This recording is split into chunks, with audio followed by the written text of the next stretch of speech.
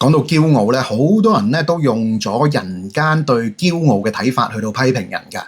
但係有冇諗過真正嘅驕傲啊？就係大家討論咗100個回合都好，嗱，講緊唔係真理嘅問題啊嚇，即係處理手法啊等等嗰啲嘅唔同做嘢嘅方式嘅問題。只要眾人唔用我嘅意見，咁就代表冇人聽你。眾人皆醉我獨醒。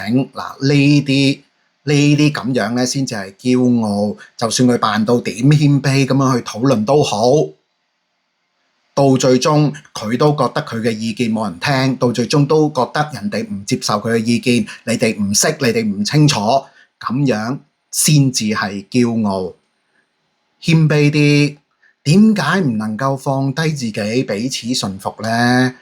特別係有足夠嘅討論，同埋大多數嘅人都係持另外一個意見嘅時候，咁你堅持你獨醒，咁你同耶穌去講你有幾醒啦，唔好喺度再爭持啦。除非嗰個係影響得夠係真理嘅問題，到死都撐落去，咁樣先叫做乜嘢謙卑？唔係即係好似我呢啲，我都係驕傲嘅人啦。